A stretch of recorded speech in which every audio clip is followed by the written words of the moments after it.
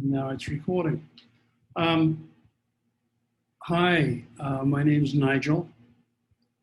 I'm originally from London, England, and moved to Seattle, Washington, 40 years ago. And within 5 years of moving, I found myself crippled with late-stage chronic alcoholism and drug addiction, with very severe, profound physical problems and extraordinarily profound, and I say this without exaggeration, trauma issues, PTSD, that became apparent very, very quickly. I can tell you that I was drinking maybe a fifth a day back then. I stopped at 3:15 p.m. on June the 6th, 1986, and I have never, no matter what challenges have come up during my healing process and recovery process, I have never once thought about having a drink to manage the situation. I was relieved of the obsession to drink from that moment on. What I want to do today is to speak to your hearts, not your head. There's a phrase that I use as we start this talk: though there be many hearts, there's only one love. And so as I sit here right now, there's 11 of you and there's one of me. But there really is, it sounds like a cliche, but there really is only one of us. 12 hearts, one love. And it's to that love that I wish to speak.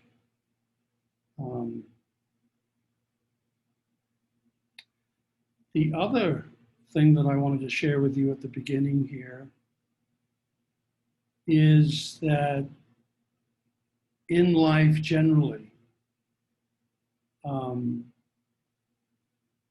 I believe that essentially there is nothing that I really teach anybody else that they don't already know deep within them. So that when you get that awareness, it's like, oh yeah, right, and a little light goes on. That's you waking up to yourself in that moment. That's very, very empowering. And I'll just throw this in for good measure. It's like when you fall in love with someone else, you say, I'm falling in love with you. That's coming from within you, that the other person is mirroring. That love is coming from within you, that truth is coming from within you, that the other person is mirroring. So I can only hope that I can help you awaken to some level of truth within you today by talking about addiction, dependency, and attachment. So the second day that I was in hospital, having come in off the streets, I call it my first miracle. I met a fellow who shared with me, we were in the kitchen of this hospital unit, and he shared to me, he was speaking specifically originally about alcoholism. but he also was talking about addiction or dependency as a whole. And he said, Nigel, he said, did you know that alcoholism is this intense desire to find peace and bliss in God again? Now, please, when I use the word God, I'm using that in a truly eclectic form.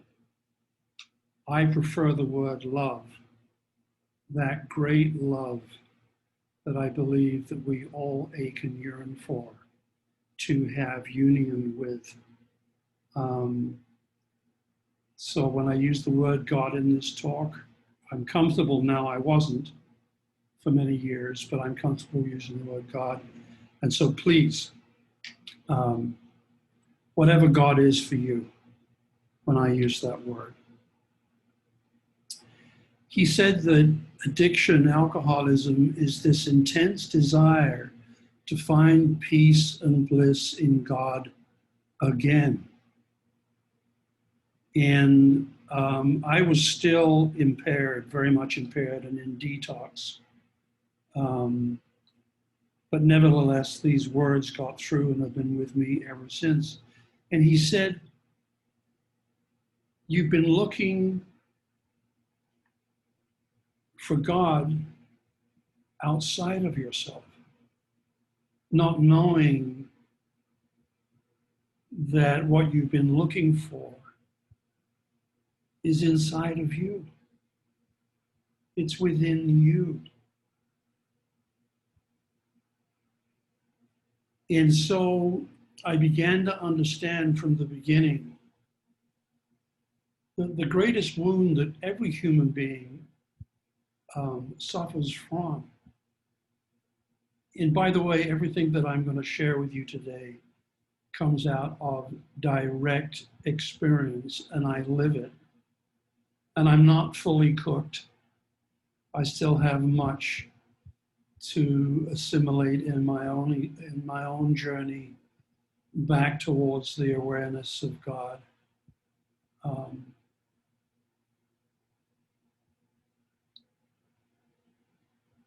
It started a journey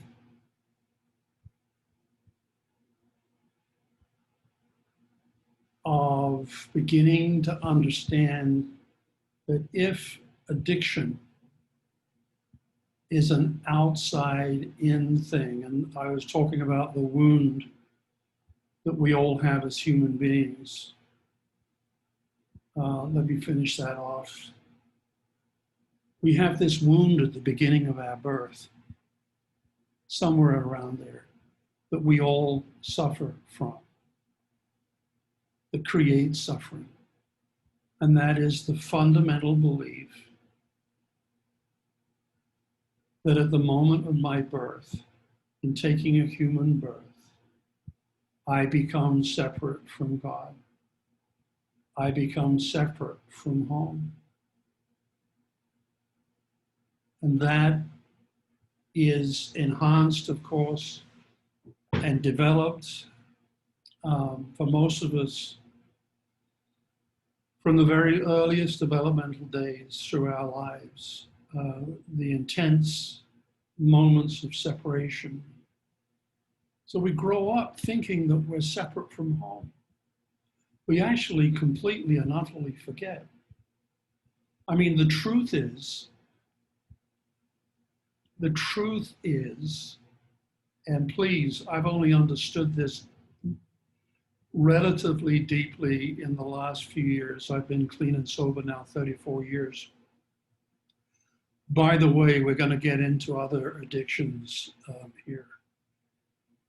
But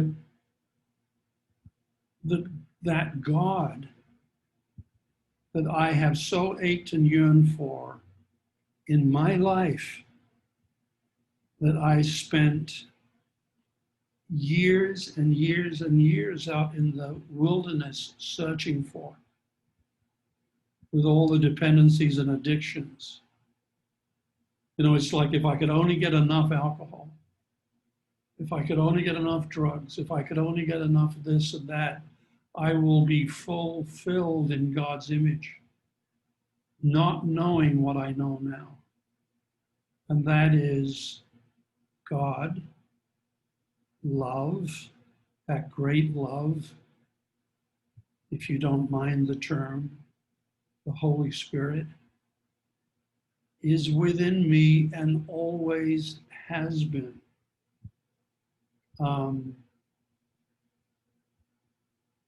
Always has been. When we're suffering, each moment of that pain, whether it comes in the form of anger, fear, or grief, is always the same. We can say it's been created by this, that, and the other, but it's always the same. It's a grief that is saying to me in that moment, I am acting out of a mistaken belief that in that moment I'm separate from home and I don't know my way back home. I don't know how to find home. I was at an AA meeting, years ago, and I'm sitting there, and it occurred to me as a 3-year-old boy, I was taught to pray to God. And although this wasn't a cognitive memory as such, it was just a broad sort of a sense that in my being praying to God at the age of 3 or 4, that God was in heaven, and that heaven was a million trillion miles away at the other end of the universe. Ouch. That's a lot of pain. Just that alone. I'd already believed that. People think heaven is up there. God is up there. But no, I've come to understand that really heaven and hell, if you like, is actually just simply the distance between my heart and its truth and wisdom and my head. So already at the age of 3, you could make a case for this young little boy becoming at least an addict. And by the way, being an addict, any kind of addict, but when we tend to think of alcohol, drugs, doesn't mean you're a bad person. Doesn't mean that at all. Has nothing to do with it. But you could say by the age of 3 years of age, I had such an ache in my heart. It's like when I was at school in the later years, when I was 10 or 11, I was the kind of kid, perhaps like some of you, that it was said of me that if you gave Nigel the moon and the stars, he still wouldn't be satisfied. So that ache and yearning, that pain at the center of my chest was to reunite with God again. And I'm mentioning this a lot because it's the root cause of all addiction. It's the root cause of all addiction. And it is the healing of that is the root, the core essential truth of healing and recovery from addiction. So both the illness and the healing is a spiritual malady, it's a spiritual core. And yes, it creates profound psychological and physiological dis-ease, D-I-S-ease.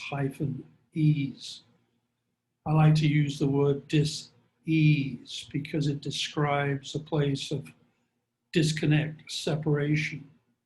And when that's felt in the body, we become sick.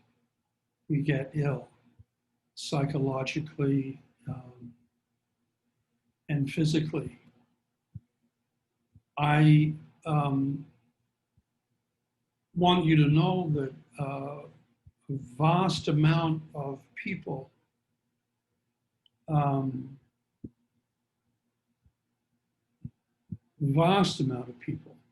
who are going to their doctors or therapists, particularly with illnesses like depression, anxiety, illnesses along those lines, they are being created specifically by the use of alcohol and or drugs. Alcohol and drugs, even marijuana, acts as a major central nervous system suppressant. In the old days, when I practiced as a psychotherapist and had a psychotherapy practice, that people would come, and even people who didn't meet the criteria for addiction, not by far, but I'd ask them not to have a drink, not to have a smoke of marijuana, not to use anything pretty much the whole week prior and the whole week after they came to see me, because I knew that those substances at some level would suppress the very issues that they'd gone to their therapist to get some guidance on, and eventually start a healing and recovery process. I want to just quickly throw in, we talk about healing and recovery. Have you ever asked the question, I want to heal? Well, back towards what? What is it you want to heal? Healing describes that you're coming from a place of disease, discontent, of fear, of pain, and to move back to a place where you can experience being healed, whole again.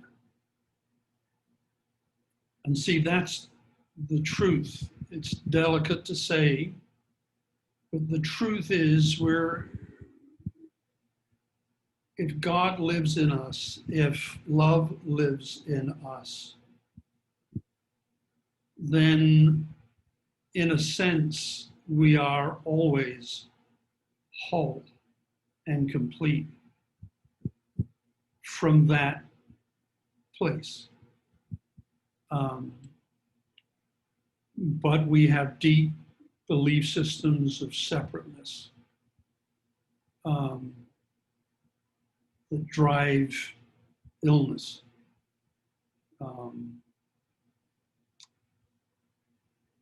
Something pops into my head right now about, it's just a couple of lines by Rumi. Some of you know Rumi, the beautiful Sufi poet who lived in the 13th century. And it's just two or three lines. But listen to this. Listen. I spent my whole life living on the lip of insanity, wanting to know answers, knocking on a door. It opens. Wow, I've been knocking from the inside. We spend our whole lives looking outside of ourselves to find ourselves because we thought we'd become separate. This is what drives addiction. And again, I will say to you,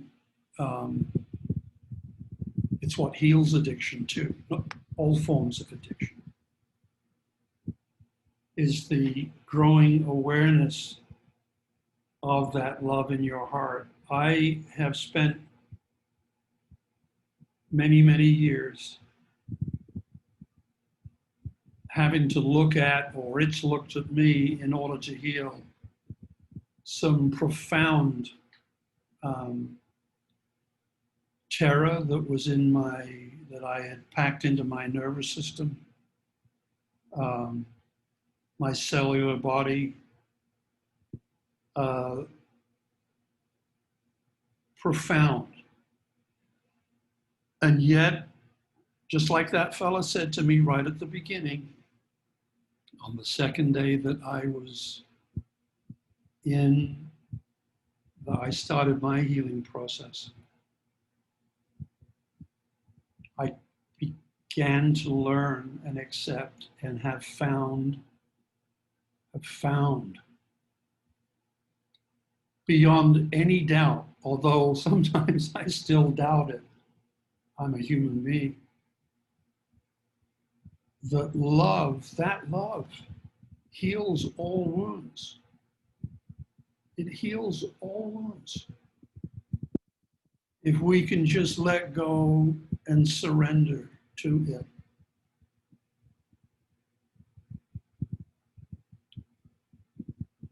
So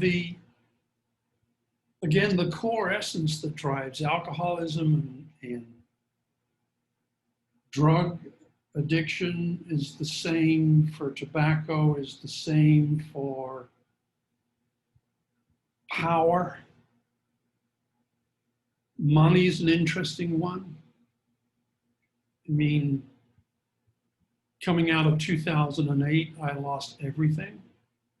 Well, materially. Materially, I lost everything. I did. You know, counting pennies, trying to find pennies in the drawer.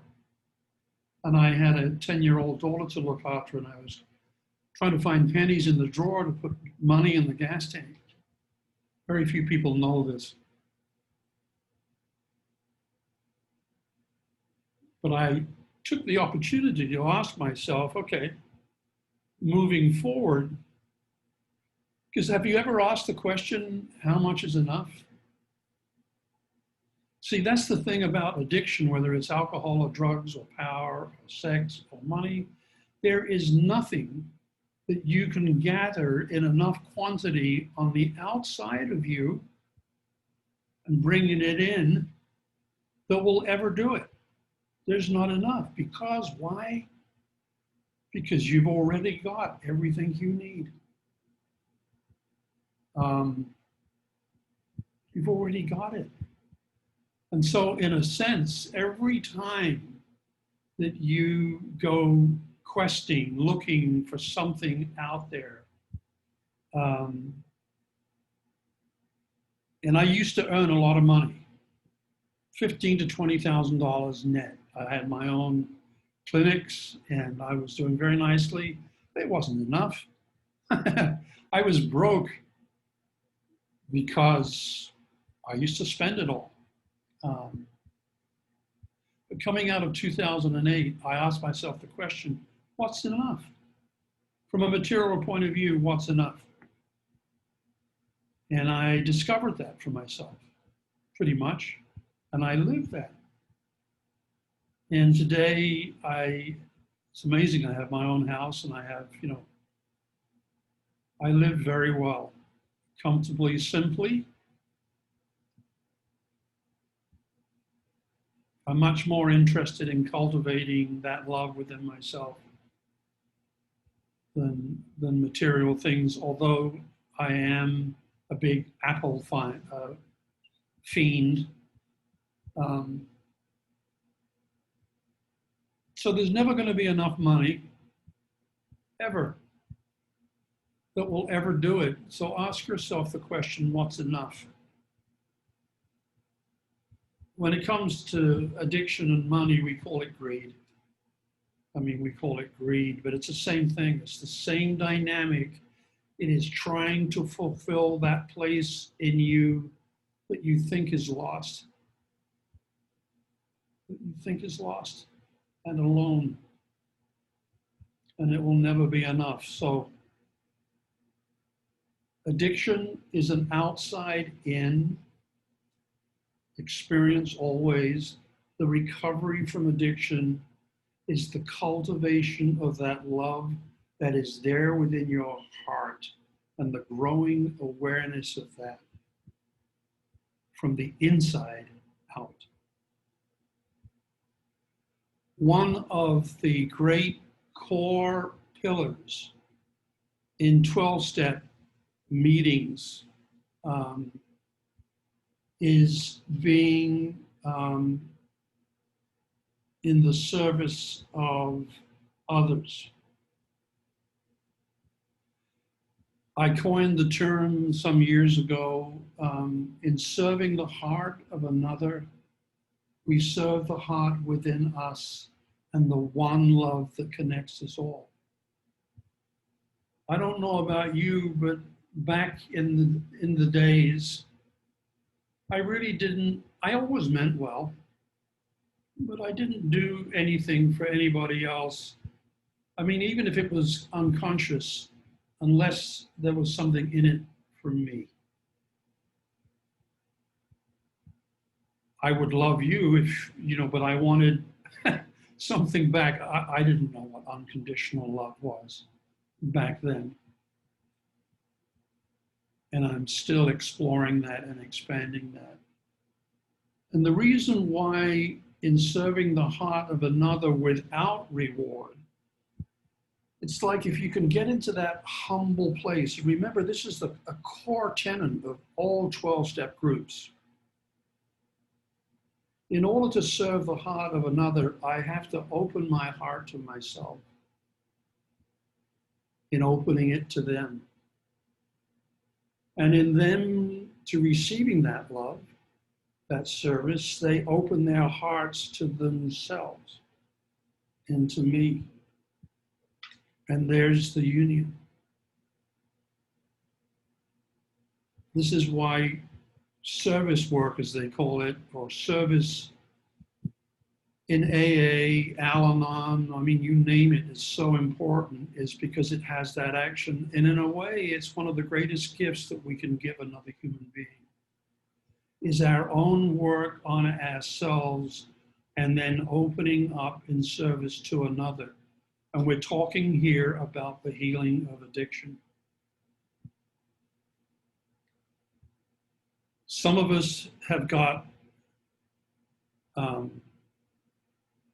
physiological conditions that have come about, psychological conditions that have come about through addiction, and not just chemical addiction.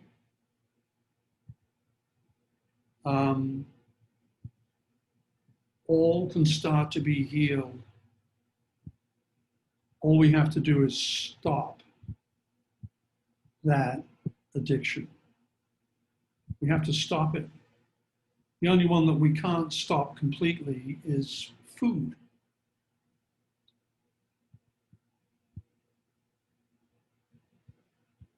So one of the best things that we can do for ourselves is someone that's, and I want to just add that, again, there's a reason why all addictions are progressively dysfunctional, destructive, and ultimately fatal. And that's because when you're looking outside to find yourself, you're actually taking yourself away from yourself. Does that make, can you hear that? You're taking yourself away from the truth. You're searching for the truth out there, but it takes you away from where the truth really is in you. So I want to throw that in there. I'm watching my time here because it's so limited and this is such a vast topic. I want to say this to you, and God, look, please, I don't know what you guys are going through, what you've been through, what your addictions are, but I can say wholeheartedly to you, from my heart, my soul to yours, that you can heal. You can heal, you can recover. No matter how far, they say in AA, no matter how far down you've gone. I want to just spend a couple of minutes on relationship addiction. Some of us, I haven't even met you, but I know that some of you in this room, including myself, considering it's love that we're looking for, look who it is that we connect with, that we fall in love with. Seriously.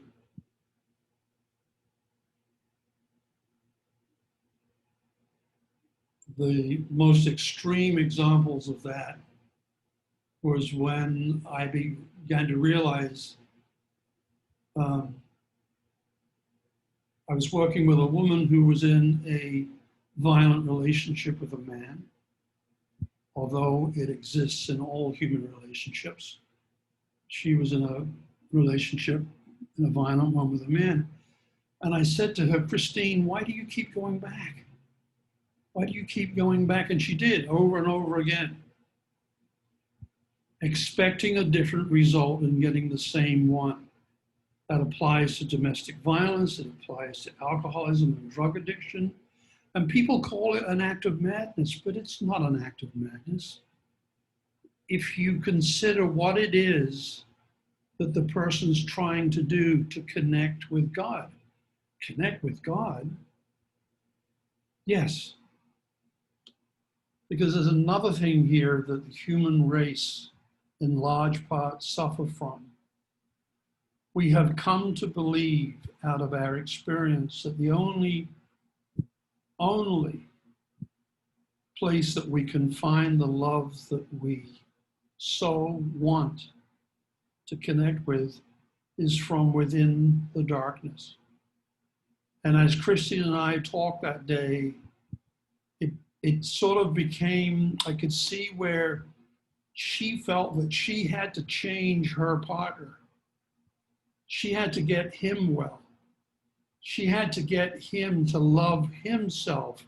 Then he would be able to love her. And then she would know how lovable she is. That's addiction. Profound addiction.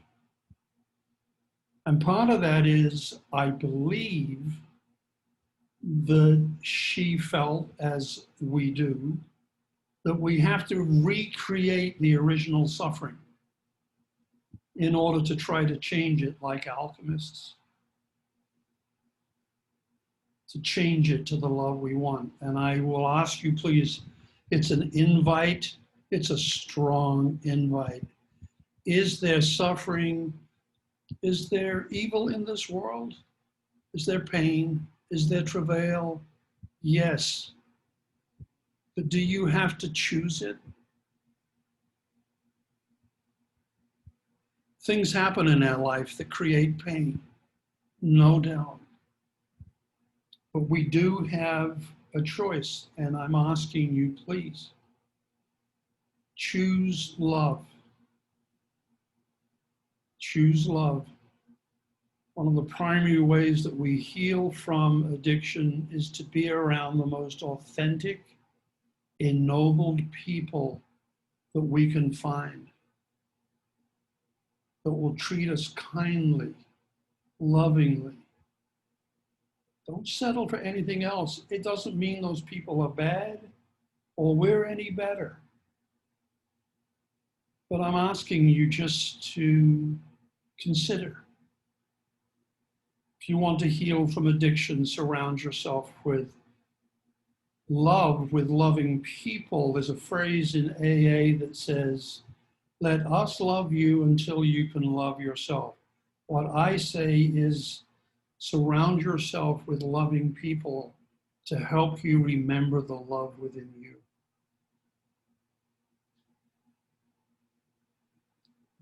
To remember the infinite possibilities that are born of knowing that all love surrounds you. lives within you, and that all life is so very, very precious. Your life is very, very precious. There's not a moment to lose. To love now all that you can, surrender to its power, to the heart of it, and know that in the beginning as in the end, it is all that is or ever was or ever will be. This is you. Sometime today, I'd like you to look into a mirror and know that you are the letter written by God. You are the mirror that reflects the divine.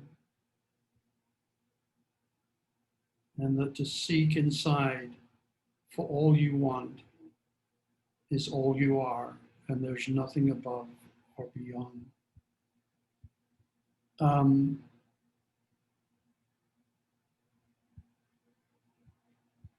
We have a few minutes together left. So to recap, all forms of addiction, some are more destructive than others and are immediately apparently so. Alcohol, drugs. Some are more subtle. Some are more subtle. I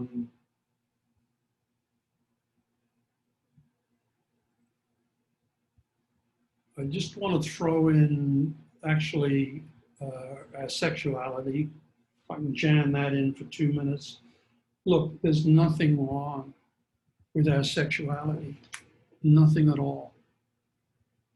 Except, and this is, and it obviously can become an addiction. It's like, for example, if we could get it at the time that you're desiring to be sexual with a partner, you will see quite often that actually what is being required is non-sexual touch, nurturing, that the energy is actually coming from a very, very young place. From a very young place. And so the sexuality can't heal that.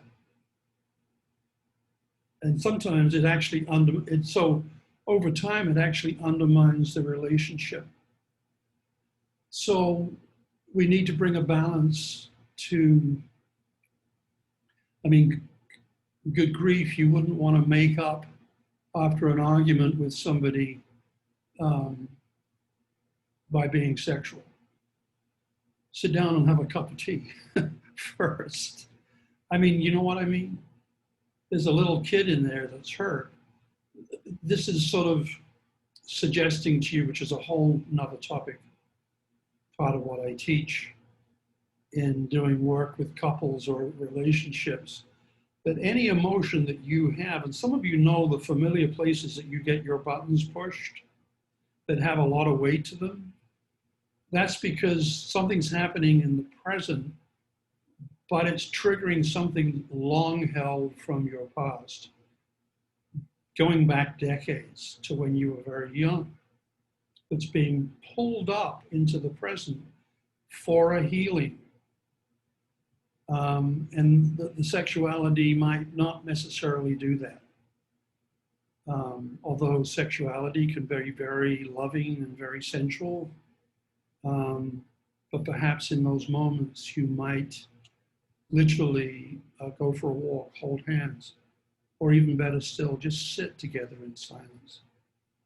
So obviously, sexuality is an addiction. There are more extreme forms thereof.